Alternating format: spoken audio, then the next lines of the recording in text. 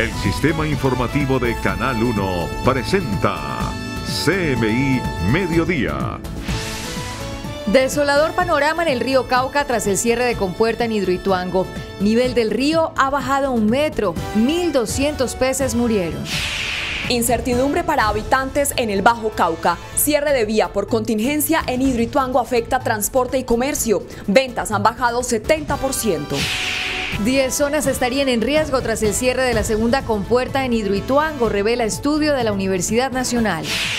CMI llegó hasta los containers que la Guardia Venezolana colocó en Puente Tienditas para bloquear el paso de ayuda humanitaria. Exdirector de la cárcel Modelo se defiende y dice que fue presionado por funcionario de la Fiscalía. Disparado robo de vehículos en Bogotá y Medellín. Durante el mes de enero se robaron 3.400 carros. Hombre en silla de ruedas lideraba banda que roba vehículos en el suroccidente de Bogotá. Otro caso de usted no sabe quién soy yo. Concejal de la Cumbre Valle del Cauca increpó a agentes de tránsito. Habla James Rodríguez, dice que solo piensa en el Bayern Múnich. Clásico español, Barcelona y Real Madrid se enfrentan en semifinales de la Copa del Rey. Con Luisa Tobo y Gina Acuña. Muy buenas tardes y bienvenidos a CMI Emisión del Mediodía. Venezuela bloqueó el puente internacional de Tienditas, instalando 2 containers y un camión cisterna para impedir el paso de las ayudas humanitarias. Vamos con Carlos Salazar hasta el paso elevado entre los dos países. Carlos, buenas tardes. ¿Cuál es la situación a esta hora? Buenas tardes, Luisa y Gina. Pues bien, a través de una trocha hemos llegado en forma exclusiva, el equipo de CMI, para conocer lo que está pasando aquí en el puente de Tienditas, donde la Guardia de Venezuela ha colocado 3 bloqueos, 2 containers y un cisterna para impedir el paso de las ayudas humanitarias que estarían llegando al centro de acopio en este puente internacional. Totalmente bloqueado en territorio venezolano amaneció el puente internacional de Tienditas. La Guardia Venezolana instaló 2 containers y una cisterna para impedir el paso de las ayudas humanitarias que serían enviadas por Colombia y la comunidad internacional. Mientras esto ocurre, las autoridades nacionales continúan trabajando en la adecuación del centro de acopio y los venezolanos aprovechan para reclamar libertad.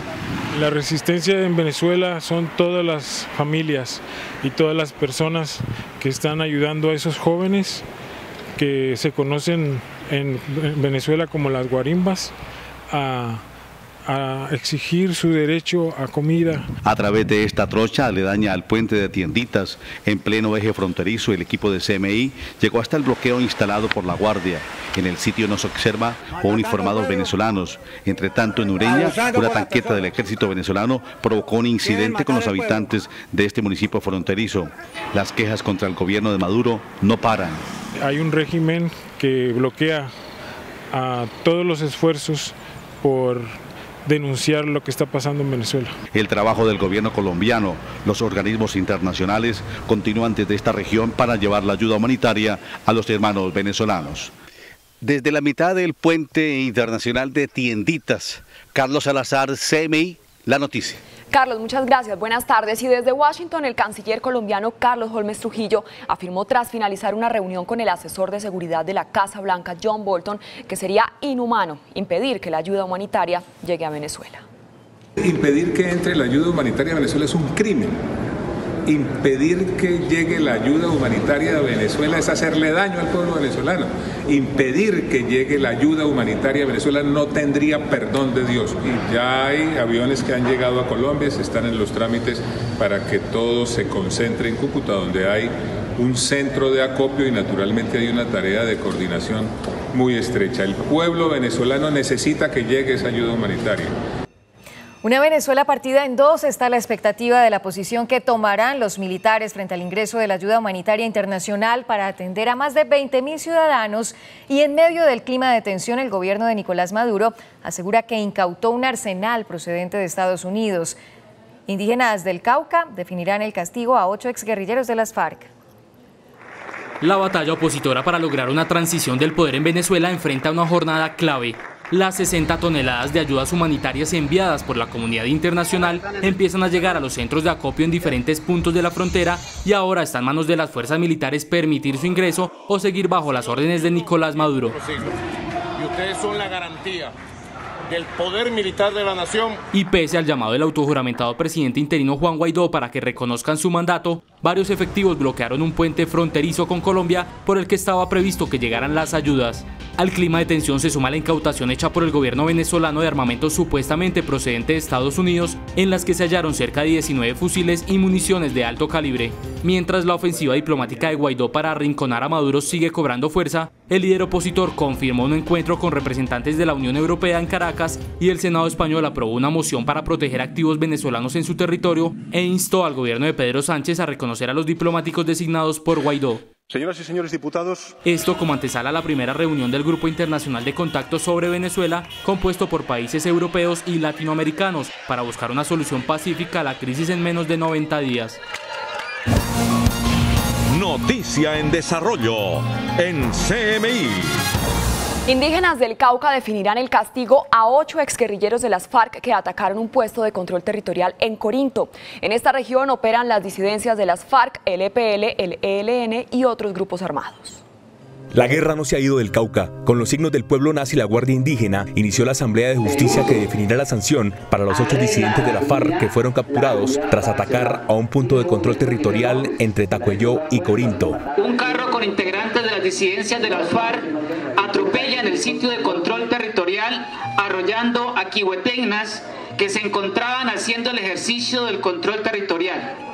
La Guardia Indígena, con apoyo de la comunidad, reacciona haciendo la persecución de los delincuentes, quienes al verse alcanzados accionaron sus armas en 2 ocasiones, causando heridas a una de las quihuetegnas. El castigo que podrían recibir los 8 disidentes de la FARC son remedio con el fuete, destierro del territorio y reclusión en un centro de armonización indígena. Corinto Cauca sigue siendo una región a donde no ha llegado la paz. Por eso, lo único que creen que son las armas que van a resolver el problema. Nosotros muy ilusionados con el proceso de paz, todos lo aplaudimos, las autoridades indígenas y muchos aplaudimos ese proceso de paz. Pero el mismo gobierno incumpliendo todo este ejercicio y ahora estamos otra vez en la misma situación, hoy a expensas de no saber ni quién es y quién es que actúa, y lo más grave es cómo han involucrado a nuestros hijos y nuestras hijas. En esta región del norte del Cauca operaba el 6º Frente de la FARC. Hoy las disidencias son comandadas por alias Mayimbu. El presidente Iván Duque presentó la política de defensa y seguridad que regirá durante su gobierno. Anunció el fortalecimiento de la red de civiles que entregan información a la fuerza pública sobre las amenazas de seguridad y fijó condiciones para cualquier diálogo con grupos ilegales. El presidente Iván Duque reiteró que con el terrorismo no se negocia. Este gobierno no va a permitir que la violencia y el terror sean métodos para ganar ningún derecho y ningún privilegio, y que por el contrario lo vamos a derrotar de la mano con las instituciones, la fuerza pública, la fiscalía y la justicia, pero haremos respetar a Colombia con toda la firmeza que reclama nuestra nación.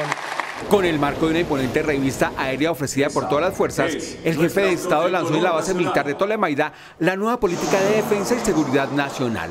La desarticulación del crimen organizado y la defensa de la soberanía nacional son eje fundamental. Mira también con profunda intensidad el hecho de aplicar en la disuasión la desmovilización individual de los miembros de los grupos armados organizados para que se sometan a la justicia. La nueva estrategia prioriza el derecho a la vida y la protección del agua y el medio ambiente. En homenaje a los soldados, policías e infantes de marina que han ofrendado su vida en el cumplimiento del deber, cambió el minuto del silencio por un cerrado aplauso en su memoria. Con el cierre de la compuerta iniciaría el momento más crítico de Hidroituango, así lo advirtió un estudio de la Universidad Nacional. 10 zonas serían las más afectadas. Según Modesto Portilla, docente e investigador de la Universidad Nacional, el cierre de la compuerta de la obra de Hidroituango significa que dejará de bajar agua en el río Cauca. El río Cauca se va a secar. Hasta tanto el agua que le está llegando por el río Cauca y el que, según dicen, le está enviando desde el embalse de Salvajina, llegue hasta el nivel del vertedero. También significa una etapa de riesgo. El riesgo, por lo tanto, será cada vez mayor porque entre más tiempo pasa, el macizo rocoso y todo lo que está involucrado en el muro pues se va a ir debilitando permanentemente. De acuerdo con la investigación de la Universidad Nacional, estas serían las zonas con posible afectación. La primera desde la desembocadura del río Ituango hasta Puerto Antioquia. La segunda comprende los sectores de Puerto Antioquia, Cáceres y Tarazá. La tercera, Tarazá y Caucasia. Y por último, Caucasia, Nechí y La Mojana. Lo que deberían era sacar ordenada, coherentemente y concertadamente con la comunidad, sacar a los seres vivos que habitan en esa zona por donde probablemente pase el flujo. Y además de eso, desde el muro hacia arriba hasta Liborina, porque habría un desembalse con, digamos, una succión de las laderas y movimiento en masa. Por ahora, el río Cauca es el que recibirá el mayor impacto por el cierre de la compuerta. Para el geólogo máster y doctor en geociencias Osvaldo Ordóñez, Hidroituango sigue en estado crítico. Es como un enfermo en cuidados intensivos. Sin embargo, admite que cerrar la última compuerta de Casa de Máquinas fue la mejor decisión. Entre tanto, el gobernador de Antioquia responsabiliza a malas prácticas de ingeniería por la incertidumbre que aún tiene el proyecto. Los 2.400 megavatios que produciría desde noviembre de 2018 la que sería la hidroeléctrica más grande de Colombia tendrá que esperar hasta por lo menos el segundo semestre del 2021. Es una situación, digamos, comparativamente es un enfermo en cuidados intensivos, ¿no? Todavía está. La decisión que se tomó ayer, pues es una decisión que tenía que hacerse o se corría el riesgo de que la Casa de Máquinas y todo lo que es las compuertas tuviesen un colapso. Hidroituango está pensada para suplir necesidades energéticas futuras del país. Con el cierre de la última compuerta de Casa de Máquinas, poco a poco EPM reasume el control de la obra que se mantiene en contingencia desde abril del 2018. Se puede decir que ya el control técnico ahora sí es mucho más allá del 60%, 70%, ¿no? Ya los ingenieros están al comando de las cosas, la presa está funcionando, la Casa de Máquinas está cerrada y ya solo se espera que el agua del río empiece a salir por el vertedero, ¿no? Entre tanto, el gobernador Luis Pérez califica de malas prácticas de ingeniería las que han llenado de incertidumbre el proyecto hidroeléctrico. Si hace un mes o mes y medio el vertedero estaba fluctuando, botando agua normalmente, en ese momento se debió haber tenido todos los estudios de riesgos y haber procedido a cerrar esas compuertas. Eso no se hizo. La obra tenía un costo de 9.6 billones de pesos. Con la contingencia se aumenta por lo menos 3 billones más, sin contar con el tema de las multas que EPM adeuda a la gobernación de Antioquia por los hitos no cumplidos, que ascienden a 100.000 millones de pesos. Crítico panorama del río Cauca en Puerto Valdivia. Tras el cierre de la segunda compuerta, el nivel bajó 1 metro. Pescadores y comunidad son los más afectados. 1.200 peces murieron y 9.000 fueron rescatados. Saludamos a nuestra compañera Yusi Chaparro en Puerto Valdivia. Yusi, buenas tardes. ¿Y cuál es el panorama en esa región hasta ahora? Hola Luisa, buenas tardes. A las 12:13 del mediodía le tengo un nuevo dato más actualizado y es que según mediciones de la estación del IDEAM, aquí en el corregimiento de Puerto Valdivia ya habría bajado en las últimas horas más de 2 metros, exactamente 2 metros con 11 centímetros el nivel del río Cauca que vemos justamente al fondo, que no tiene su corriente habitual según los pobladores de la zona y que tiene un color verdoso. Esto según ellos se daría por el estancamiento aguas arriba, exactamente en el proyecto de Hidroituango. Justamente hicimos un recorrido en donde se puede dimensionar la crítica situación que tiene en este momento el río Cauca, las extensas playas que están secas, en donde se han acercado algunos pescadores para recoger parte de estos peces muertos y que hoy no tienen con qué llevar su sustento. El panorama aguas abajo del río Cauca es cada vez más crítico. Durante un extenso recorrido en lancha se hace notorio el descenso en el nivel. Según las mediciones en la estación del IDEAM, en Puerto Valdivia bajó 2 metros con 11 centímetros en 24 horas. 2,11 descendió entre el mediodía de ayer y este momento. Este lanchero de 60 años asegura que jamás había visto el río en estas condiciones. Con tristeza y resignación, dice que el tránsito es riesgoso y ya no puede hacer lo único que sabe. Este está muy bajitico, se ve el pedrero ahí cerquita, no da para uno transportar. Este grupo de pescadores en una de las playas aguas arriba tratan de obtener algo de oro o peces debajo de las piedras para llevar el sustento a sus familias, pero el bajo caudal del río no se los permite. No, pues afecta a uno en la economía, en todo, porque ya no es lo mismo como antes.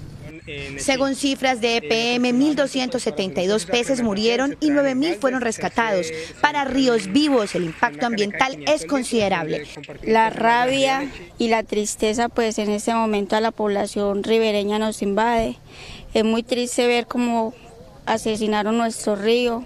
EPM, con cuadrillas de biólogos y apoyado con la Defensa Civil, adelanta labores para disminuir la afectación que tardaría 3 días. Entre tanto, la comunidad clama con angustia, pero con fe, que algún día Puerto Valdivia vuelva a la normalidad.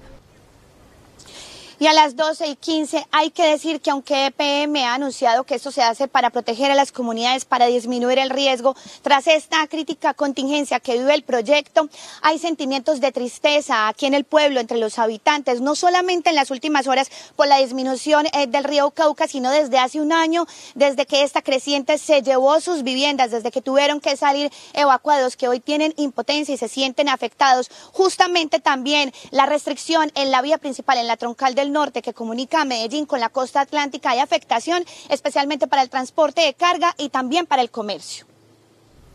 Durante toda la noche y hasta la madrugada, decenas de vehículos quedaron retenidos en la carretera de Medellín hacia municipios como Valdivia, Tarazá, Cáceres y Caucasia por la restricción tras el cierre de la segunda compuerta de la Casa de Máquinas en Hidroituango.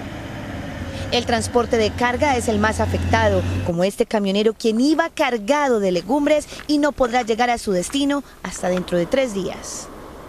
Se nos daña toda la legumbre, cilantro, tomate de aliño, tomate de árbol, todo repollo, todo eso se nos pierde. El comercio también está afectado con el paso restringido, pues las ventas a conductores son la principal fuente de ingresos. Ha bajado cerca de un 70%. Anoche no pasó ni un solo camionero y me fue mal. Pero no es solo el transporte terrestre, el fluvial también está suspendido, incluso por ferry, que atraviesa el río desde la megaobra, dejando aún más afectados a los evacuados de Puerto Valdivia y habitantes de Ituango. Llevamos 6 toneladas y ya no podemos llevar sino 2 o 3 porque no tienen plata la gente para comprarle a uno. Estamos perjudicados por eso. La movilidad estará restringida durante 2 días más. Los vehículos con menos de 2 toneladas de peso pueden transitar con normalidad. Recordemos que aquí al corregimiento de Puerto Valdivia solamente ha regresado el 50% de la población. Otros permanecen en municipios como Valdivia, Yarumal o han tenido que irse hacia Medellín en busca de ayuda. Es todo desde esta zona del Bajo Cauca antioqueño. Yusi Chaparro, CMI La Noticia. Feliz tarde.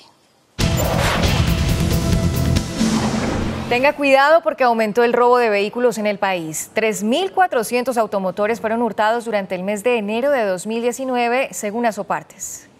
Delincuentes siguen aprovechando. De acuerdo con cifras reveladas por Asopartes, durante el mes de enero de 2019 en Bogotá se robaron 470 vehículos y a nivel nacional 3.400 automotores entre carros y motos. Terrible, se robaron 40.900 vehículos en todo el país, es decir, un 9.2% más que el año anterior y un 100% más desde hace 10 años que se robaban 19.500 vehículos. De modo que estamos muy preocupados y aterrados. Las principales ciudades fueron Bogotá con 7.592 unidades, Medellín con 5.728, Cali con 4.036 vehículos hurtados, Barranquilla con 972 y Cúcuta con 644 automotores robados. También está el atraco. El 45% del hurto de vehículos es de atracos. El año pasado, 16.000 colombianos o murieron o quedaron gravemente heridos por el hurto de vehículos. Según las autoridades, las modalidades siguen siendo el jalado o el encargo por parte de bandas delincuenciales para luego pedir recompensa por los vehículos robados. Y la policía desarticuló una banda que se dedicaba al robo de carros en el suroccidente de Bogotá. Los delincuentes abordaban a sus víctimas cuando se parqueaban en las calles y las golpeaban con armas de fuego para someterlas.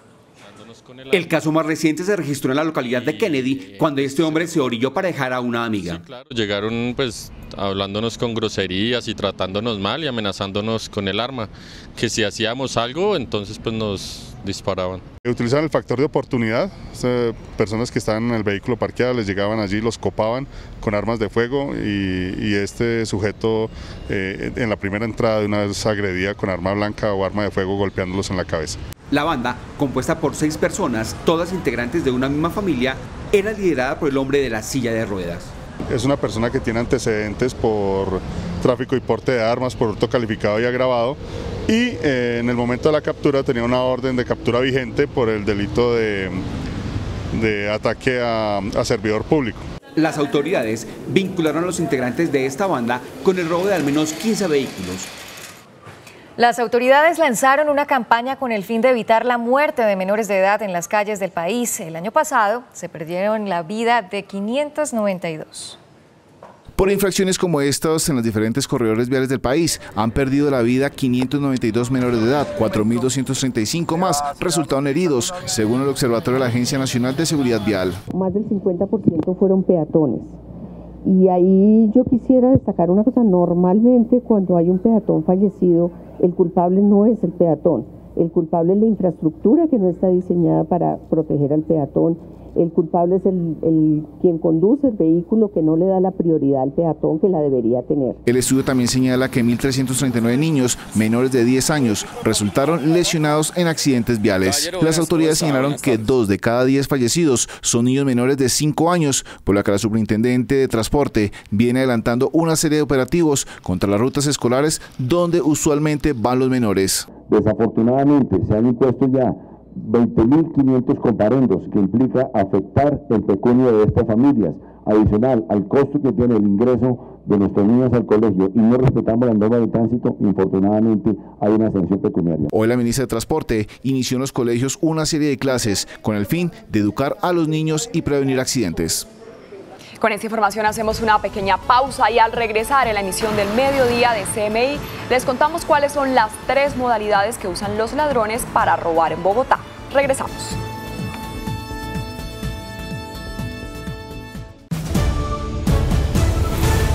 La defensa del director de la cárcel Modelo asegura que César Augusto Ceballos fue víctima de presiones y al no acceder a ellas terminó siendo investigado por corrupción. Fiscalía insiste en que debe ser enviado a la cárcel. Los abogados del director de la cárcel La Modelo en Bogotá presentarán como argumento un audio en el que al parecer Ceballos recibe una llamada en la que, según la defensa, es un método de presión y extorsión. Porque estamos haciendo un barrido de una información y yo le voy a contar algo a usted. Alguien me dio su contacto y me dijo que por favor lo pusiera sobre aviso antes que pasara lo mismo que el de la picota. Usted me entiende, ¿verdad? Yo no tengo negocios con nadie, no tengo ningún problema. Sin embargo, la Fiscalía, amparada en otros audios, asegura que existen denuncias que señalan al director como responsable de recibir dinero para otorgar beneficios a los presos. ¿Me repite el nombre del señor que le está requiriendo el dinero? El mismo doctor César Augusto Ceballos, él directamente, él mismo recibe la plata porque yo la he llevado yo misma a él. Hoy continúa la audiencia a puerta cerrada para definir si el director será o no enviado a la cárcel.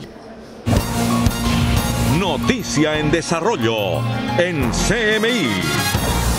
30% de las agresiones hacia los niños en Colombia ocurren en los hogares. El próximo 10 de febrero realizarán la Caminata por la Ternura, una iniciativa en Latinoamérica para rechazar este tipo de violencia. El hogar parece que ya no es el lugar más seguro para la población infantil. Padres, madres, hemos encontrado mucha relación de cercanía.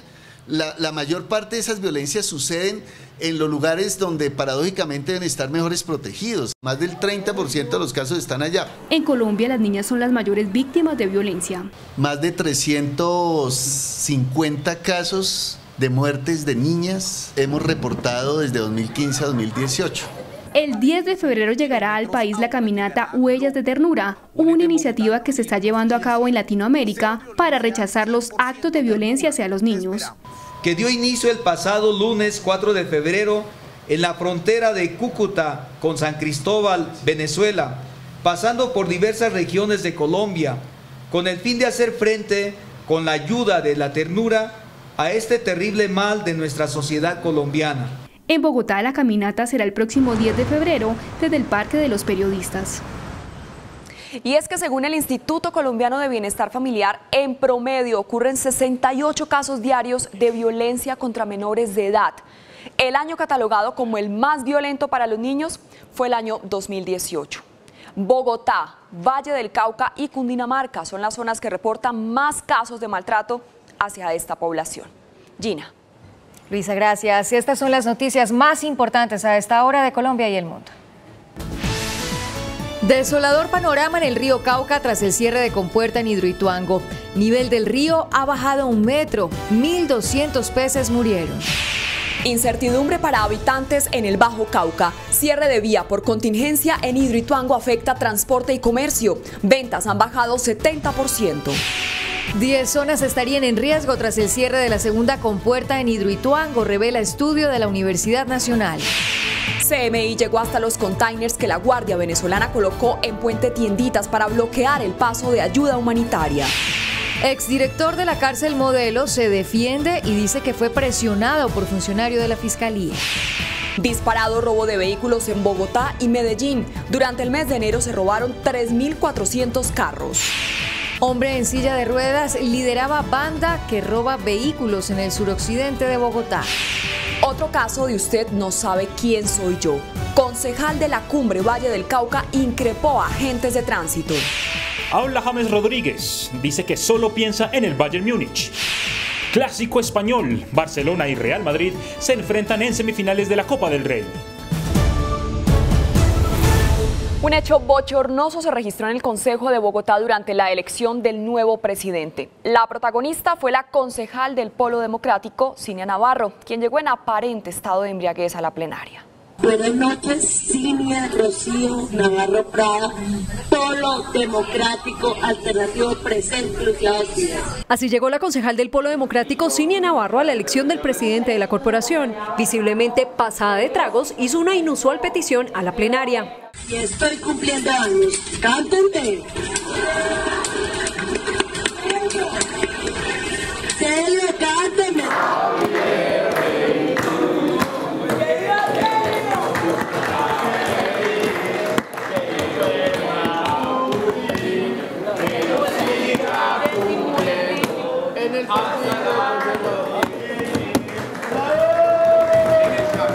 Sus colegas, al percatarse del estado de la cumpleañera, le quitaron el micrófono y afanosamente pidieron tintos y agua aromática para aliviar la exaltación.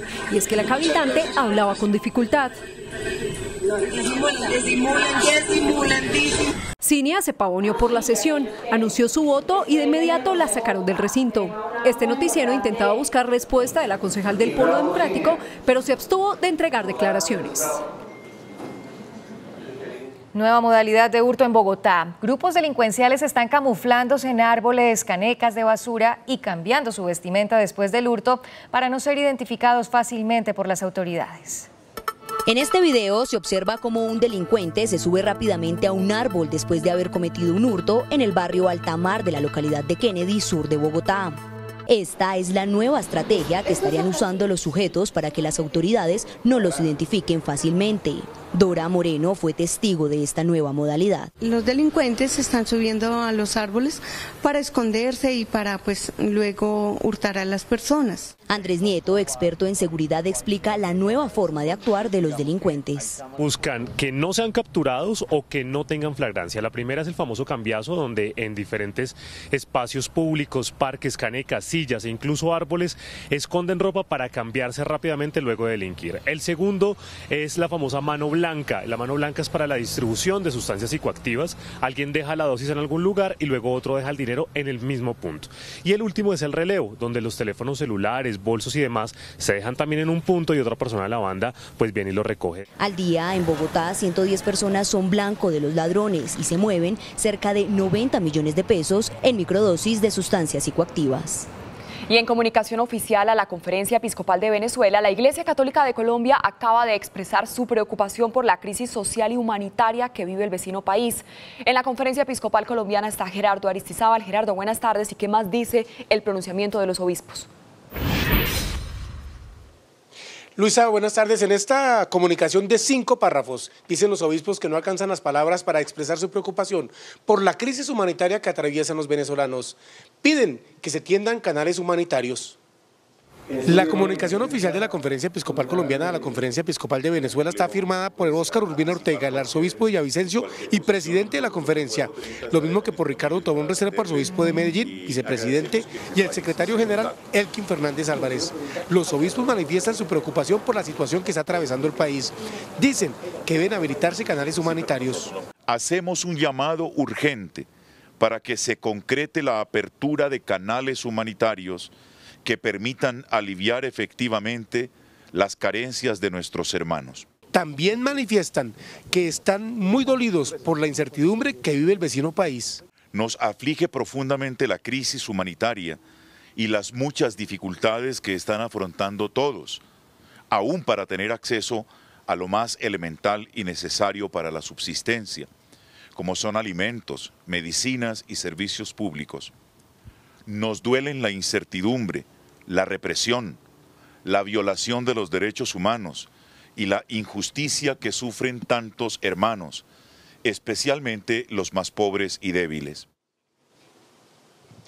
Esta es la comunicación oficial que acaba de ser transmitida a la Conferencia Episcopal Venezolana. Dicen los obispos colombianos que la iglesia también ha sido damnificada porque no hay insumos, por ejemplo, para oficiar las misas. Desde la Conferencia Episcopal Colombiana, Gerardo Aristizábal, CMI, La Noticia. Gerardo, gracias. La Fiscalía incautó un terreno de 300 hectáreas ubicada en el Huila, que presuntamente estaría a nombre de testaferros de las desmovilizadas FARC.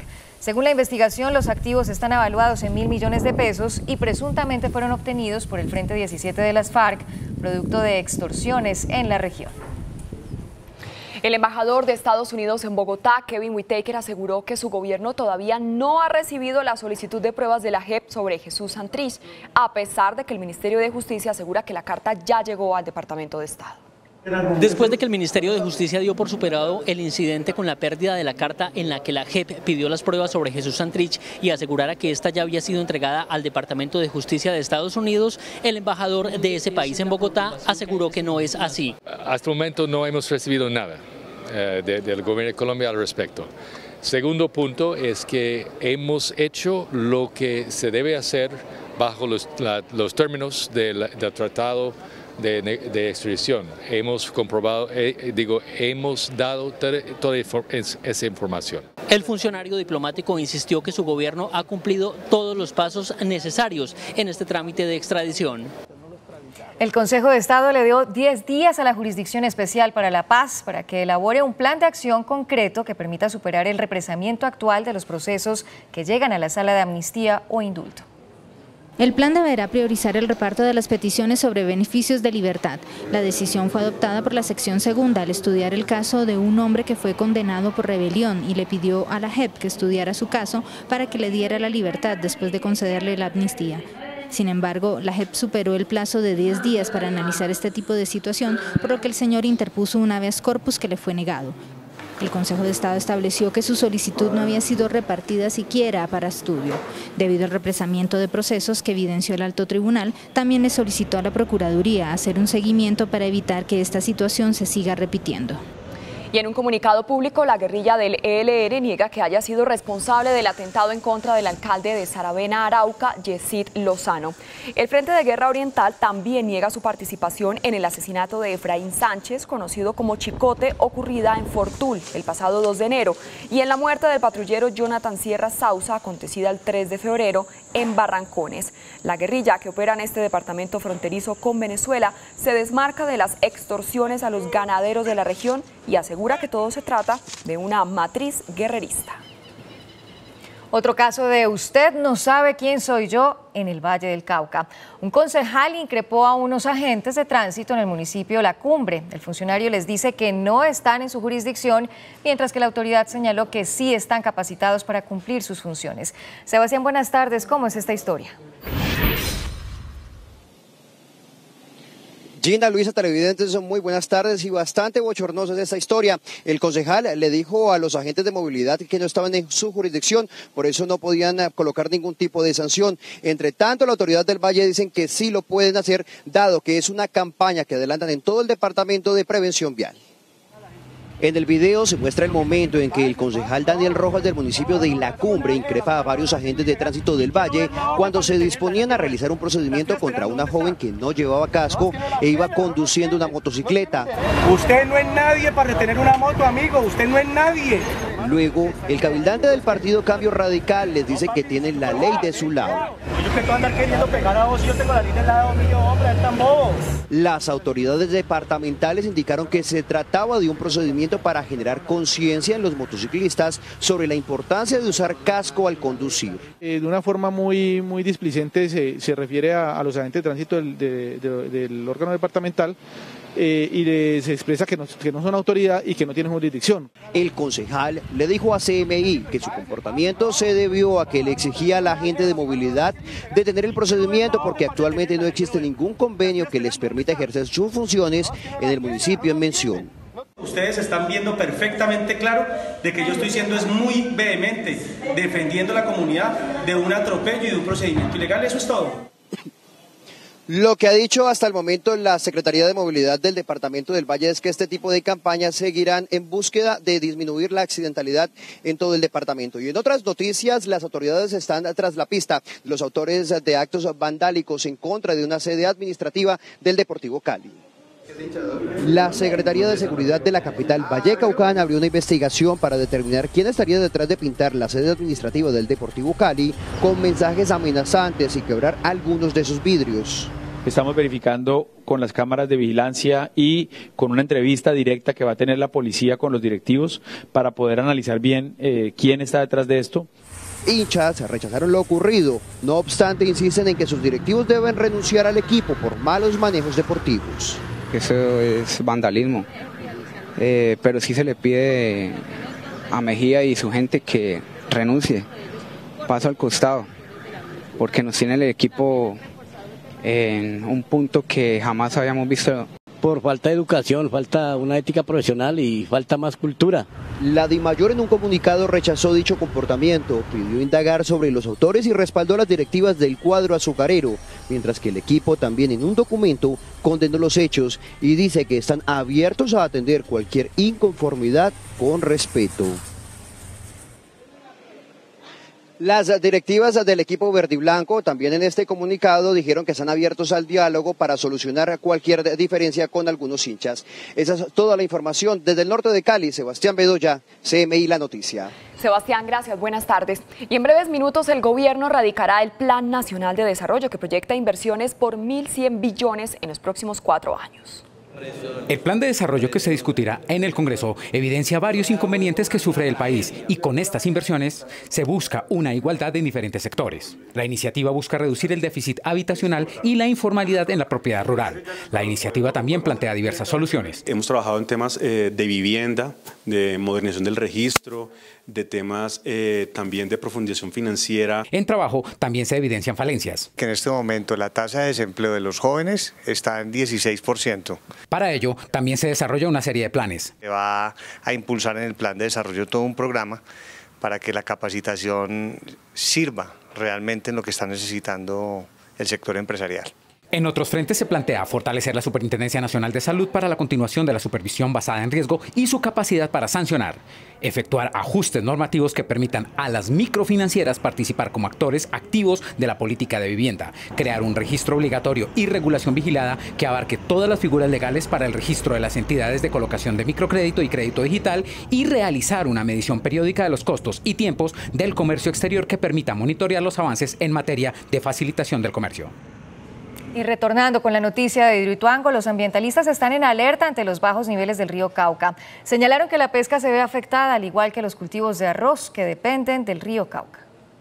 El cierre de la compuerta 1 en Hidroituango redujo los niveles del río Cauca aguas abajo, afectando los departamentos de Antioquia, Córdoba, Sucre, Bolívar, Magdalena y el Atlántico. Pero ¿cuáles son esos efectos ambientales? Va a haber una afectación a todo el ecosistema, incluyendo las franjas de protección. Va a haber un aumento en la sedimentación, problemas de erosión, ¿sí? Y la interconexión que tienen especies de flora y fauna con el río. Pero no solo hay efectos ambientales, los pobladores que hay en la zona también se pueden ver afectados en sus cultivos, en especial el del arroz. Se van a perder en este momento mínimo, son 2 cosechas al año, la primera cosecha ya está comprometida. Miles de familias que dependen de la pesca o de la minería artesanal, de la arena que sacan del río o de la agricultura que se ve afectada en este caso. Según el catedrático de la Universidad Javeriana, el río Magdalena también se ve afectado. Hacerle un monitoreo al río Magdalena. ¿Por qué? Porque ya no estaría recibiendo el mismo volumen de caudal que le aporta el río Cauca. Y el Magdalena está generando una interconexión hidráulica con una serie de ciénagas, de lagunas, ¿sí?, que también van a verse afectadas. Se estima que cerca de 50 municipios por donde pasa el río Cauca dependen de las aguas, las cuales alimentan sus acueductos.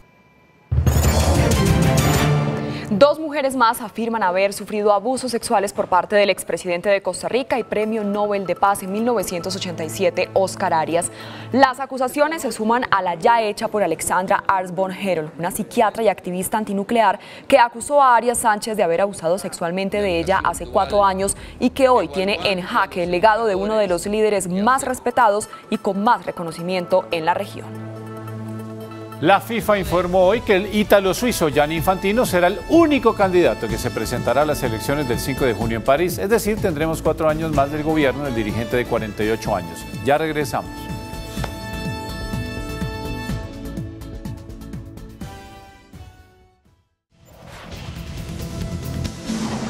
Volvemos a esta hora a Puerto Valdivia con nuestra enviada especial Yusi Chaparro para que nos cuente acerca de la situación y de la crisis que se vive en el río Cauca. Yusi.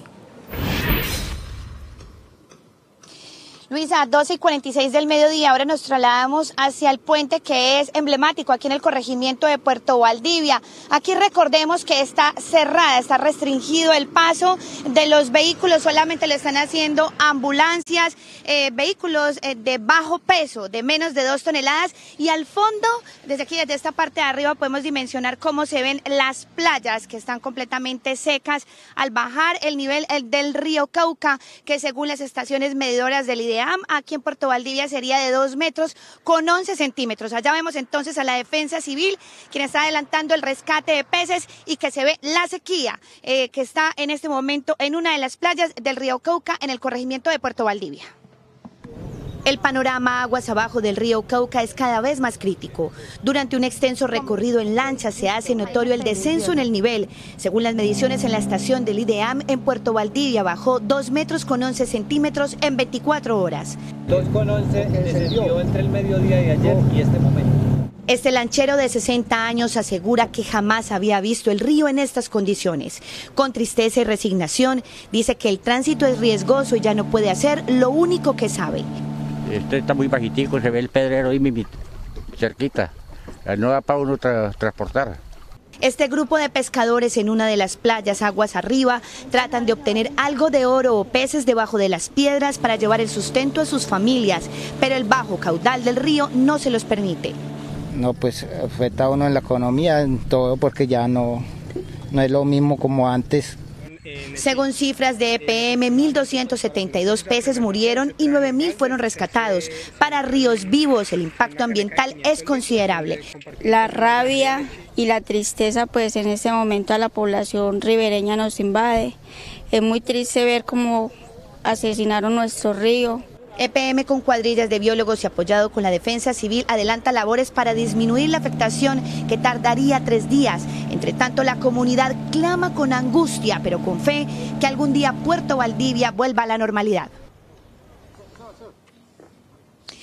Esto que se ve al fondo es el contraste aquí en el corregimiento de Puerto Valdivia con respecto al año anterior, cuando se presentó esta fuerte creciente que obligó a cientos de habitantes a salir evacuados y que hoy vemos que está completamente seca la parte de las playas. Al fondo también se ve lo que era parte de la escuela que fue arrasada por esa creciente, que aún no se ha construido. Los habitantes también denuncian que no hay puesto de salud y que hoy pues viven este drama porque no pueden pescar. Hay sequía entonces aquí por el río Cauca, que ha bajado su nivel. Esto desde el corregimiento de Puerto Valdivia. Yusi Chaparro, CMI La Noticia. Feliz tarde. El triste bajo Cauca. En el capítulo de hoy de la novela James Rodríguez, el atacante colombiano le dijo al diario Bild que lo único que tiene claro es que le quedan 4 meses de contrato con el Bayern, que hoy jugará frente al Hertha en Berlín por la Copa de Alemania. Saliendo un poco al cruce de las especulaciones, el 10 de la Selección Colombia y el 11 del Bayern Múnich, James Rodríguez, concedió una entrevista al diario Bild de Alemania y aseguró estar tranquilo con su situación. Entreno duro para poder jugar, tengo que mantener la calma, tengo que estar bien para ayudar. Cuando se le consultó por su relación con el técnico Niko Kovac, el colombiano manifestó: esas son las decisiones del entrenador, tengo que mantener la calma y entrenar duro, y cuando juego tengo que hacerlo bien. Ambos somos profesionales, es una relación normal entre jugador y entrenador. Finalmente, cuando se le cuestionó por su posible regreso al Real Madrid en el mes de junio, James resaltó que todavía faltan 4 meses para eso. Por el momento solo pienso en el Bayern. James hace parte de la convocatoria del Bayern, que enfrentará esta tarde al Hertha de Berlín por la tercera ronda de la Copa de Alemania. Jason Murillo está entre los 19 convocados por el técnico de Barcelona, Ernesto Valverde, para el clásico de esta tarde frente a Real Madrid por la semifinal de la Copa del Rey.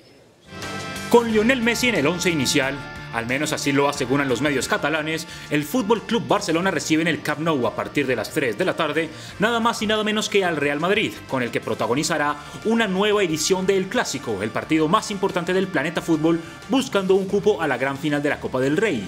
No creo que en una semifinal entre Barça y Madrid haya un favorito. Creo que es una eliminatoria abierta. Nosotros tenemos muy buenos jugadores, tenemos a que creemos que es el mejor jugador del mundo y ellos también tienen grandes jugadores. Sin embargo, a Santiago Solari, técnico de la Casa Blanca, no parece preocuparle mucho que juegue el 10 de la selección argentina. En el fútbol siempre es bueno que los mejores jueguen todos los partidos. Eso es así. 34 partidos han jugado Barça y Madrid por Copa del Rey, con una leve ventaja para los catalanes por 15 victorias a 12. Y la última vez que se enfrentaron en el segundo torneo más importante de España fue en la final del 2014, que terminó con triunfo 2-1 para los merengues. Nos vemos esta noche en Emisión Central porque Gina tiene más información. Así es, Germán, gracias. A esta hora en Barranquilla se realizará un desalojo de 4 sectores de invasión en el barrio Las Flores. Más de 65 familias invadieron el territorio de Bajamar de la Ciénaga de Mallorquín. La alcaldía pretende recuperar 26.000 kilómetros cuadrados. Fabián Lesmes con toda la información. Fabián, buenas tardes. Gina, muy buenas tardes para usted. A esta hora, funcionarios de la Alcaldía de Barranquilla adelantan una caracterización casa a casa para determinar el número de niños menores de 8 años de edad, de mujeres en estado de embarazo y de adultos mayores. El Departamento del Atlántico tiene 78.845 kilómetros cuadrados de terrenos, aproximadamente 56.061 kilómetros hoy se encuentran ocupados con títulos de propiedad irregulares. Se viene adelantando una verificación por algunas invasiones indebidas que se han ido ubicando sobre esta zona de la Ciénaga Mallorquín. Las personas que están habitando estos terrenos distribuidos en los sectores La Esperanza, El Chipi, El Caguán, El Aseo, denuncian que solo recibieron este documento hace 3 días. No nos maltraten con lo que están haciendo, que digan lo que nos van a hacer con nosotros, qué quieren con nosotros, si nos van a reubicar. A pesar de ser un sector de invasión en Nuevo Horizonte, conformado por casas construidas con tablas, cartón y algunos palafitos, sí llega la factura del consumo de energía y del agua. La actitud negligente que tuvieron las autoridades competentes al ver de que ese silencio administrativo duró más de 10 años. Nosotros queremos que nos den una solución, una indemnización, una reubicación, lo que sea, o nos den un tiempo. Los habitantes de estos sectores exigen la presencia del alcalde de Barranquilla, Alejandro Char, y de algunos funcionarios de la administración municipal para que les digan en dónde van a ser ubicados. Desde Barranquilla, Fabián Lesmes, CMI, La Noticia. Fabián, muchas gracias, buenas tardes. Y la Contraloría General de la Nación solicitó revisar el alza en la tarifa de aseo del relleno sanitario Doña Juana debido a la extensión de su vida útil. Según el organismo de control, esta modificación va en contravía de la normatividad ambiental. Natalia Dávila, buenas tardes. ¿Y qué dice la comunidad?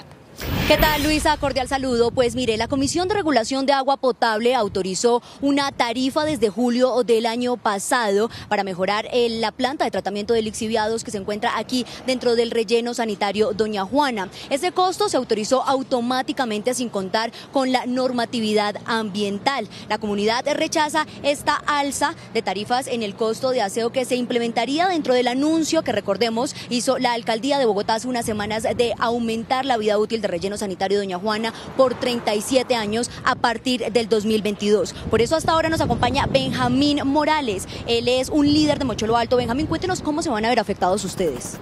Bueno, nosotros durante los próximos 37 años, si se le sigue dando el mismo manejo al relleno sanitario, vamos a seguir afectados por lo mismo.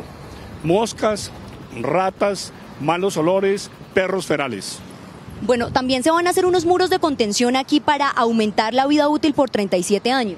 Sí, señora, en efecto, tienen que construir unos muros para poder depositar la basura los próximos 37 años. ¿Quién va a pagar el costo de esos muros? ¿Los tendrá que pagar la comunidad de Bogotá? ¿Qué llamado le hace usted finalmente al distrito? No, que realmente que nos informe de dónde va a salir la plata para construir estos muros, que tienen que ser unos muros muy potentes para que resista la basura durante los próximos 37 años. Bueno, muchas gracias, Benjamín. Pues es por esta razón que la Contraloría General de la Nación inició un proceso de observaciones frente a esta propuesta del alza en el servicio de aseo que tendrían que pagar todos estos usuarios, los bogotanos. Es la información que por el momento se registra desde el relleno sanitario Doña Juana. Natalia Dávila, CMI Mediodía.